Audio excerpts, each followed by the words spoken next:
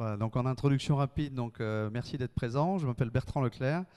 Voilà, je suis en charge de l'offre Cléa au sein du groupe Qualitel, voilà, qui œuvre pour faire progresser les sujets de qualité de logement depuis une cinquantaine d'années en France. Et donc le thème de mon intervention du jour, c'est de vous présenter l'offre Cléa, qui est notamment une solution qui, au service de la qualité des logements, permet de répondre à un certain nombre d'obligations réglementaires. Vous voyez les deux logos qui sont sur cet écran, la loi climat et résilience d'une part, et puis la réglementation environnementale 2020 par ailleurs, mais Cléa c'est bien plus que ça et c'est l'objet de la présentation. Allons-y, ça a marché, on est un peu plus nombreux qu'il y a 2 minutes, c'est parfait. Bienvenue, bienvenue.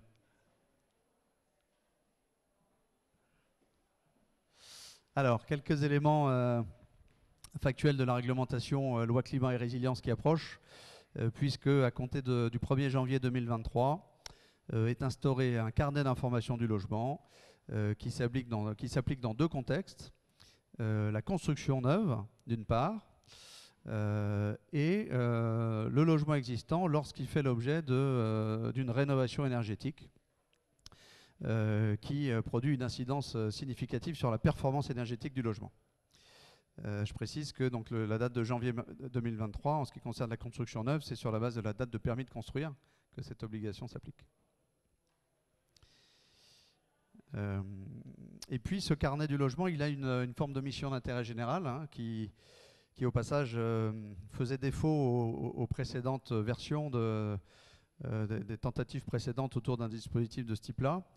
Et cette mission d'intérêt général, elle est d'accompagner et faciliter, fluidifier les travaux d'amélioration de la performance énergétique des logements.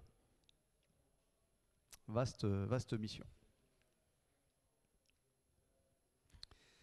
C'est ce que nous dit la loi climat, la responsabilité de l'établissement de ce carnet incombe au propriétaire du logement.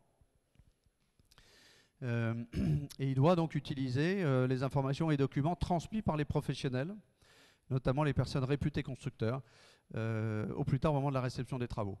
Une fois qu'on a dit ça, on comprend bien que, bien sûr que, juridiquement parlant, c'est le propriétaire qui a la charge de créer et de maintenir son carnet, mais on comprend bien que dans la réalité de la vie quotidienne et de la connaissance du particulier, ce sont les professionnels ou le professionnel qui va l'accompagner, par exemple à l'occasion d'une rénovation, d'une construction, qui finalement aura la charge de transmettre l'information, voire d'établir pour le compte de son client le carnet d'information du logement obligatoire. Voilà, moi j'imagine parfaitement que c'est plutôt le professionnel qui sera aux côtés de son client à ce moment-là, qui va établir ou lui proposer d'établir le carnet à ce moment-là. Ça me semble être une évidence. Il faut intégrer une dimension forte, et c'est l'un des atouts phares de ce dispositif, c'est que le carnet du logement, il est attaché, comme son nom l'indique, au logement et non pas à son propriétaire à un instant T. Et ça fait toute la différence, puisque quand on parle d'historique, de traçabilité et de transmission, ça veut dire que voilà, chaque fois que le logement va être revendu et qu'il y aura mutation, eh bien, le carnet du logement sera transmis au passage. Et la sanction, si on peut parler de sanction, c'est qu'il faut que cette transmission, l'acte notarié doit préciser que le carnet a bien été transmis au nouvel acquéreur. Voilà, et finalement, voilà, c'est là que le dispositif prend toute sa portée et tout son intérêt. Et donc cette transmission dans le temps, cette résilience, si j'utilise ce terme, cette résilience du carnet au changement de propriétaire, et ben c'est ça qui en fait une bonne partie de sa valeur.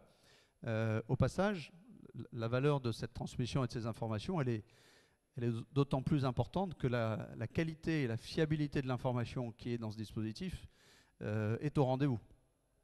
Donc il y a tout un enjeu, et c'est ce à quoi nous nous attelons chez Qualitel, de fiabiliser la donnée, d'attester de son exactitude, parce que c'est là que le carnet prend de la valeur. Si on a de la donnée qui est obsolète, si on a de la donnée qui a été falsifiée, si je prends ce cas-là, voilà, bien on comprend bien que la valeur n'est plus là. Alors, ce que nous dit la loi dans son état actuel, en sachant que le décret et l'arrêté qui sont en préparation. On veut venir préciser ces éléments-là, mais la loi nous dit déjà que le carnet doit contenir un certain nombre de documents obligatoires, comme les plans, les schémas des réseaux, les notices des équipements, les caractéristiques des matériaux, en particulier lorsqu'ils ont rapport avec des sujets de performance énergétique, des attestations et des descriptifs travaux. Voilà. Donc il y a une liste qui est distinguée entre la construction neuve et le logement existant. Voilà, ça c'était sur le volet climat et résilience. J'en ai terminé sur ces petits rappels ou informations pour ceux qui n'étaient peut-être pas, parfaitement au point sur le sujet. Deuxième sujet réglementaire auquel Cléa s'attelle, c'est le sujet du suivi des consommations d'énergie réparties en 5 postes, que sont le chauffage, le froid, la production d'eau chaude, les prises électriques et autres. Ce sont 5 postes réglementaires qui étaient déjà présents dans la RT 2012 et qui ont été reconduits dans la RE 2020. Et donc ça, c'est une obligation qui existe pour les logements neufs uniquement. Et c'est aussi une des offres que contient Cléa de répondre à cette obligation.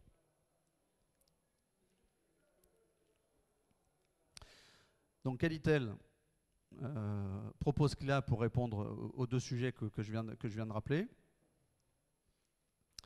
Donc répondre à la réglementation, mais notre objectif, vous vous en doutez bien, ça n'est pas de s'en tenir là, et c'est d'aller plus loin, voilà, d'apporter plus, parce que la réglementation apporte beaucoup de bonnes choses, mais on est convaincu qu'on peut aller plus loin, et on a vraiment à cœur de rendre ce dispositif de carnet d'information du logement, si je le globalise sous les différentes formes réglementaires, apporte une réelle valeur ajoutée aux propriétaires du logement, à l'occupant du logement. On n'a pas encore parlé de l'occupant, la loi climat ne l'évoque pas, mais lorsqu'il s'agit de performance d'usage d'un logement, c'est bien l'occupant qui est concerné, et non pas le propriétaire. Donc il y a une mission d'intérêt général quelque part dans ce dispositif de carnet que d'accompagner l'occupant du logement dans le bon usage et dans la bonne utilisation et bonne performance de son logement.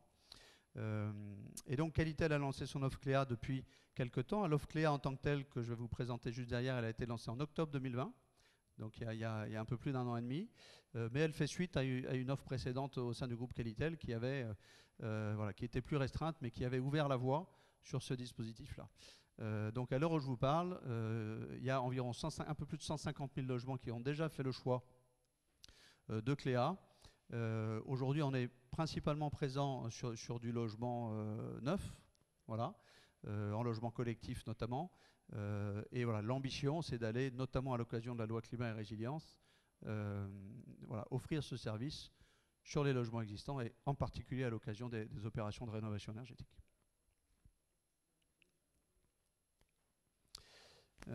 Alors, les fonctions principales que contient Cléa aujourd'hui, je vous ai synthétisé les principales. Donc, bien sûr, il y a un sujet de stockage d'informations, stockage de documents.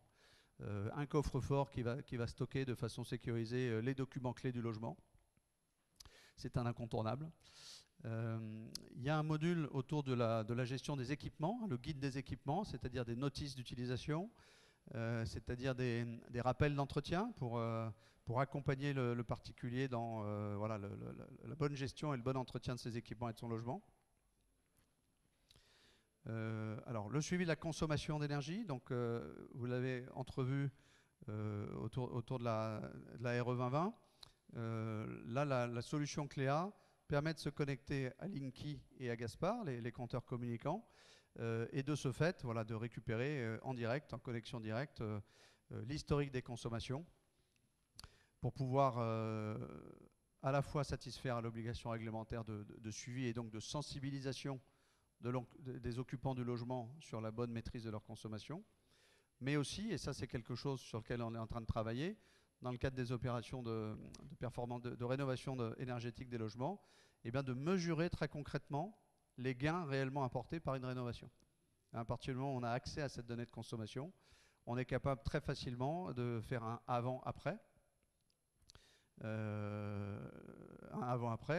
en prenant soin, bien entendu, de neutraliser les effets de climat, d'hiver plus ou moins rigoureux, d'évolution de la composition du foyer, d'effets rebonds qui ne manquent pas d'être au rendez-vous dans ce type de rénovation. Donc voilà, on est en train de travailler. Ça, c'est une version qu'on sortira d'ici la fin de l'année, d'ici l'entrée en vigueur de la réglementation, sur un module élaboré de comparatif des consommations avant-après travaux.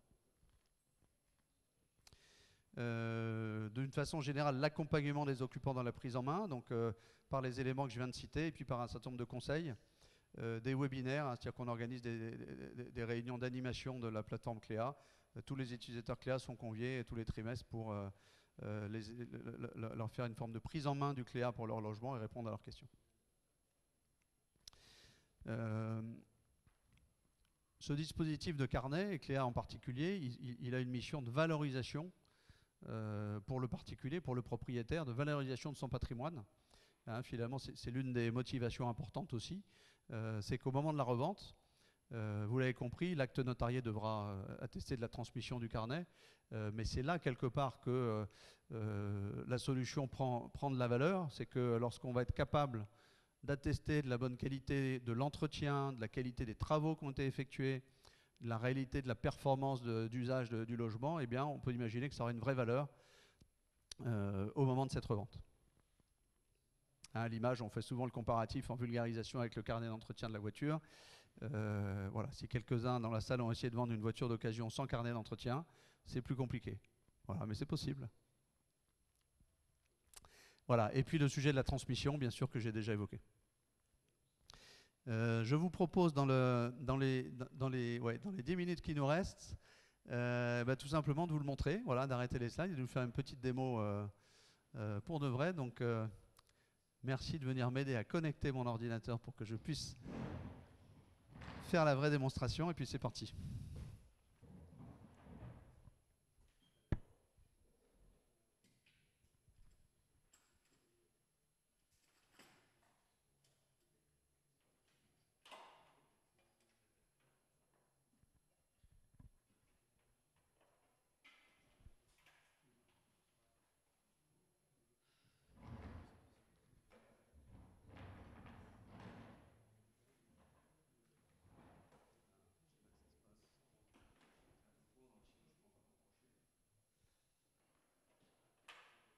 Si vous avez peut-être une ou deux questions en attendant le branchement, surtout n'hésitez pas. S'il y avait des questions qui vous brûlaient les lèvres, on a un créneau là.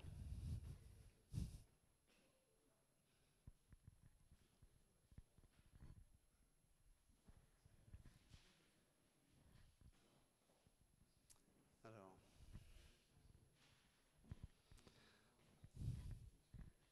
On va peut-être avoir plus de temps que prévu pour les questions. Ouais, il est déjà en duplication.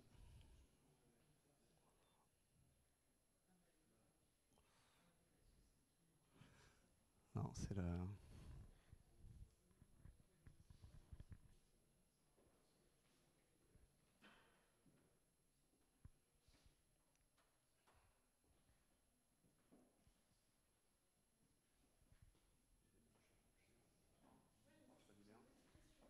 Ah, très bien, une question. Ça va animer un petit peu. Du coup, merci beaucoup pour cette petite présentation de l'application qui a l'air géniale. Quand vous parlez d'anticiper les gains énergétiques, vous pensez que ça sera prêt d'ici combien de temps ? Alors, en parfaite transparence, j'ai déjà un module à tester qui n'est pas encore livré en production, si vous connaissez la vie des projets informatiques. Donc voilà, on a une toute première version qui est imminente et qui va permettre de comparer un avant-après.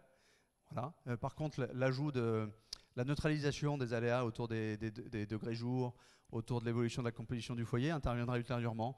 Donc je ne peux pas vous annoncer de date, mais c'est voilà, sur notre priorité de feuille de route. Ça veut dire que nous, on sait qu'on a quelque part la limite du 1er janvier 2023 pour produire, mais on peut imaginer que d'ici 3 mois environ, ça devrait être disponible. En tout cas, c'est un excellent timing concernant l'audit énergétique à venir aussi. Je pense que ça pourra fortement aider pour comparer le avant et après. Eh bien, parfait. Merci beaucoup pour cette transition et cette question. Bien, alors bienvenue sur la plateforme Cléa. Donc là, je vous fais une démonstration sur un ordinateur, mais bien entendu, il y a une web application qui marche en smartphone et qui permet d'accéder à ces informations sur un téléphone. Donc vous avez un écran d'accueil avec un visuel du logement. Je suis dans un appartement à Paris avec une page d'accueil avec des actualités, des conseils, des équipements et des documents. Et je vous propose de balayer les rubriques qui sont sur le menu de gauche pour aller avoir une idée complète des types d'informations qui sont présentes dans ce carnet. Donc, on a un onglet caractéristiques qui décrit des données générales de superficie, d'étage, de numéro de permis de construire, des données générales, des données énergie-environnement sur des sujets de DPE, de type de chauffage et d'énergie en présence, des informations sur le site sur des risques naturels, zone sismique par exemple, là, qui sont... une partie de ces informations sont récupérées en automatique sur la base de l'adresse, en allant se connecter à des bases de données ouvertes. Voilà.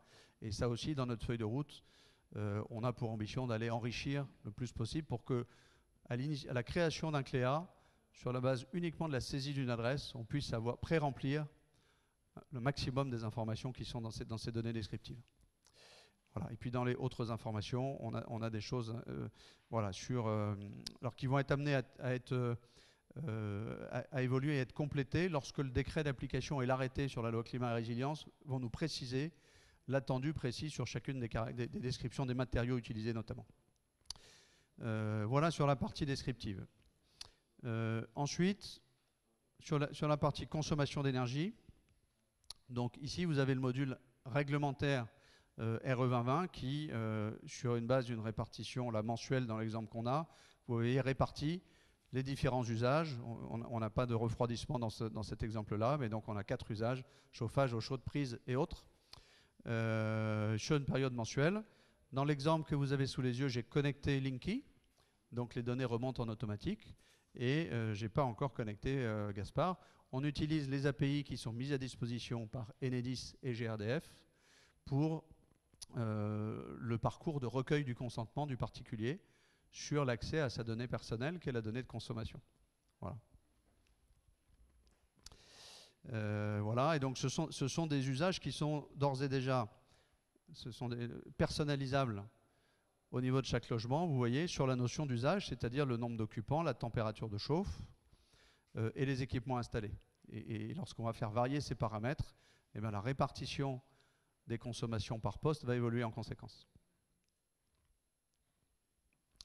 Module suivant, un module documentaire. Donc celui-là, il n'a rien de très original, mais c'est un socle, c'est un module socle de l'esprit du carnet du logement. Donc au niveau de la résidence, lorsqu'on est en logement collectif, et puis au niveau du logement, dans tous les cas, on va retrouver ce qu'on a appelé jusqu'à présent les documents conseillés, qui deviendront les documents obligatoires lorsque le carnet du logement rentrera en vigueur. On va retrouver, par exemple, les sujets de plan, les sujets de schéma des réseaux, qu'on apercevait tout à l'heure, et les diagnostics obligatoires, bien entendu. Le module équipement, il se présente comme ça. Donc vous avez les équipements principaux, et en particulier ceux qui nécessitent de l'entretien et qui ont trait au sujet de la performance énergétique, qui sont présents, donc sous la forme d'une petite fiche type. Hein. Si je prends l'exemple de la chaudière, par exemple, vous avez un schéma descriptif et un principe de fonctionnement, et puis des informations sur l'entretien. Qui doit effectuer l'entretien? Est-ce que c'est un professionnel, ou est-ce que dans certains cas de nettoyage de bouches de ventilation, par exemple, est-ce que ça peut être le particulier lui-même qui procède à cet entretien? Et du coup, on a une périodicité associée, et ça veut dire que tous les 12 mois, dans l'exemple qu'on a sous les yeux, le particulier recevra un rappel pour lui rappeler d'entretenir son équipement avec un lien direct sur le site du fabricant et la notice d'utilisation de l'équipement en question. Voilà sur l'aspect équipement. Donc les actions, je l'ai évoqué, c'est quelque chose de très simple, mais vous voyez la liste des actions en rapport avec les entretiens, avec les équipements que vous venez d'apercevoir. Donc vous avez les équipements à venir et puis l'historique de ce qui a été fait en termes d'entretien sur votre logement. Donc ça, on peut bien sûr imaginer qu'au moment de la transmission d'un logement, au moment de la revente, c'est quelque chose qui a une valeur finalement de confiance. Hein, ça installe la confiance dans la relation entre deux particuliers au moment d'une transaction. Les actions. Ensuite, donc, il y a des modules actualités donc, sur lesquels Qualitel en particulier diffuse un certain nombre d'informations, soit sur les évolutions de la plateforme, soit sur des évolutions réglementaires. C'est là qu'on annonce et qu'on rediffuse nos webinaires d'animation. Il y a un module de gestion des contacts autour du logement, voilà, qui permet d'avoir les contacts, par exemple, du plombier de la maison, si je prends cet exemple-là, et qui permet, au moment de la vente, encore une fois, ou de la mise en location, finalement, de transmettre ces contacts, parfois importants, au nouvel occupant ou au nouvel acquéreur. Voilà, un certain nombre de conseils d'usage. Donc ça, c'est plutôt la base de données ou le savoir-faire du groupe Qualitel qui se reflète ici, hein, sur voilà, des conseils du quotidien, sur globalement une bonne utilisation de son logement, des usages et de la maîtrise des consommations. Voilà, vous apercevez un petit bouton conseil syndical. Je ne vais pas vous le présenter là, mais sachez que dans le contexte d'utilisation d'un logement collectif, il y a un module spécifique pour la gestion de la résidence et en particulier du conseil syndical, où ils peuvent partager des documents, diffuser des actualités et gérer l'entretien des équipements collectifs. Voilà. Diffuser un PV d'Assemblée Générale, par exemple, c'est fait pour ça. Tout dernier point, alors je peux créer sur Cléa autant de logements que j'ai la chance d'en posséder ou d'en occuper. Voilà, ça c'est une chose. Et puis, au niveau de chaque logement, je peux ouvrir un accès à mon ou mes locataires. Donc ça a pour effet tout simplement de lui envoyer un mail de connexion et il va avoir accès aux informations auxquelles j'ai choisi de lui donner accès. Hein, c'est-à-dire qu'au niveau de chaque document, par exemple, je peux lui dire, voilà, le plan du logement, la notice d'utilisation, bien entendu, je vais lui donner accès. Par contre, si je reprends l'exemple du PV de l'Assemblée Générale, je ne vais pas lui donner accès à ce document-là. Voilà. Sur le sujet du suivi des consommations d'énergie, qui sont des données personnelles, bien entendu, ça c'est un sujet, voilà, c'est l'occupant du logement qui y aura accès. Le propriétaire du logement n'aura en aucun cas accès ni aux informations, ni aux documents, ni aux consommations du titulaire du contrat d'énergie, qui est le locataire en l'occurrence. Même principe sur la fonction de vente. Le jour où je revends mon logement, je transfère via cette fonction au nouvel acquéreur l'espace Cléa, en choisissant potentiellement de lui transmettre tout ou partie des documents, mais j'ai la latitude d'aller sélectionner les documents que je souhaiterais ne pas lui transmettre. Et du coup, je vais créer une forme d'archive en fait, de mon Cléa pour pouvoir continuer en tant que vendeur à accéder à l'historique des éléments du logement que je viens de vendre. Voilà, donc je transmets et je conserve une archive. Voilà, je crois que j'ai à peu près fait le tour des fonctions principales de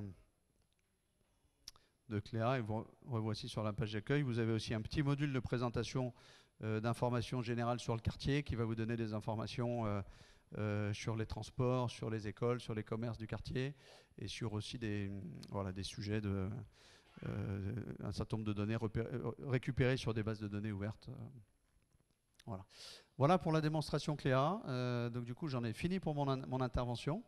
Et il nous reste quelques minutes pour répondre à des questions éventuelles ou pour recueillir vos impressions. Merci pour votre écoute. J'ai une petite question, c'était pour savoir sur qui va alimenter clairement le carnet. Est-ce qu'un professionnel pourra l'alimenter, par exemple le chauffagiste lui-même ou la personne qui fait des entretiens? C'est un élément vraiment clé parce que il y a deux éléments clés. Il y a celui que vous évoquez, puis il y a le sujet de la confiance dans la donnée que j'évoquais tout à l'heure. Et son exactitude, sa justesse. En gros, la loi, elle ne se préoccupe pas beaucoup de ça aujourd'hui. Elle nous dit plutôt que c'est l'affaire du propriétaire, si on fait une lecture rapide. Mais on sait bien que dans la réalité du quotidien, ça ne fonctionnera pas bien ou rarement bien si c'est le particulier qui doit renseigner son carnet, même si on va lui mettre en tête que mieux il renseigne son carnet, plus il valorise son patrimoine et peut-être plus il facilitera sa vente ou sa revente. Mais notre conviction, c'est que ça ne peut être efficace que si c'est le professionnel qui va être effectivement l'artisan qui vient changer un équipement de chauffage ou l'architecte qui gère une rénovation importante d'un logement ou une extension, par exemple, que si c'est ce professionnel qui alimente le carnet. Voilà. Et donc ça, on est en train de travailler justement sur le mode le plus simple possible, parce qu'il y a un sujet de facilité d'accès pour le professionnel qui ne va pas aller se connecter à chacun des carnets de France avec un identifiant différent pour chaque carnet pour aller y mettre l'information. Il a autre chose à faire, on le comprend. Donc on travaille sur une solution la plus simple possible de lien, tout simplement, d'un lien que le propriétaire enverrait à son professionnel en lui disant merci, en cliquant sur ce lien, d'aller déposer tous les documents importants relatifs aux travaux que vous venez d'effectuer dans mon carnet. Voilà. Est-ce que la non-transmission du carnet bloquera une vente ou pas? Dans ma lecture de la loi qui nous dit l'acte notarié doit attester de la transmission du carnet, la réponse est plutôt oui. D'accord, ça bloquera. Monsieur Pepposi. Merci. Juste pour revenir à ce que tu disais juste avant, donc je suis un particulier, je remplace ma chaudière. Je demande à mon installateur en fait de venir alimenter mon carnet numérique pour être concret. Oui. C'est ça. Ouais. Et du coup, la profession, qu'est-ce qu'elle en pense? Ça peut se passer comme tu viens de le décrire. Oui. Ça peut aussi se passer où je suis particulier non sachant. Je n'ai même jamais entendu parler d'une obligation quelconque de créer un carnet. Et c'est peut-être mon installateur chauffagiste qui va me dire, qui va m'en parler. Et qui va peut-être me proposer comme une ligne, une prestation optionnelle sur son devis, la création du carnet. Voilà. On peut peut-être imaginer que ça se passe plutôt comme ça. En tout cas, nous, c'est un petit peu comme ça qu'on essaie de l'aborder via des réseaux de partenariat avec des installateurs. D'accord. Et deuxième question, si le carnet n'est pas à jour ou mal rempli, est-ce que l'acheteur en fait peut se retourner contre nous? Aujourd'hui, il n'y a pas, à ma connaissance, de notion d'opposabilité sur ces sujets-là.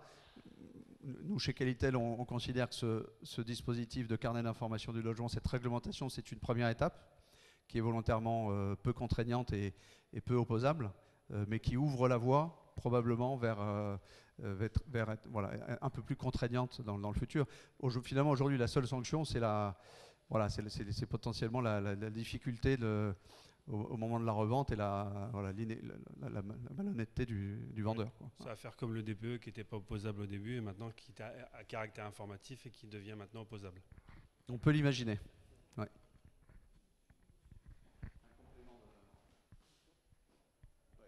Je garde le micro principal. Oui, alors j'ai une précision et puis une question qui n'est pas un piège. La précision, c'est que vous ne l'avez pas dit, mais le carnet d'information du logement au sens de la loi n'est pas nécessairement numérique.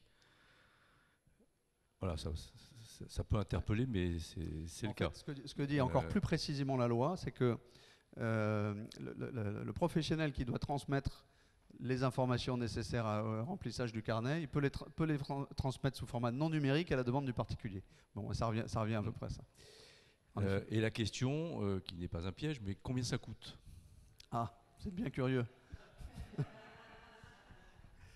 Alors, il y a plusieurs modèles. Pour le particulier spontané, comme on les appelle aujourd'hui chez Qualitel, c'était le particulier qui veut se créer son CLEA de sa propre initiative. Aujourd'hui, on est sur un modèle gratuit.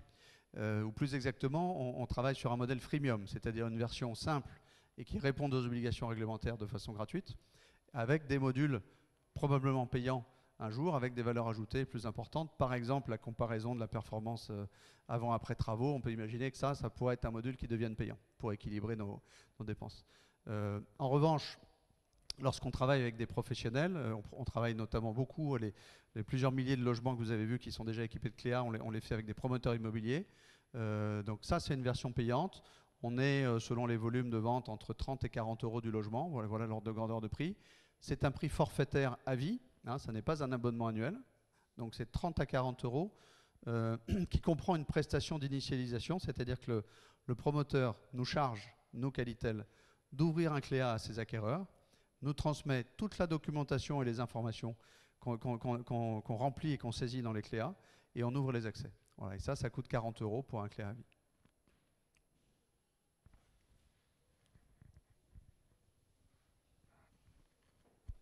Oui.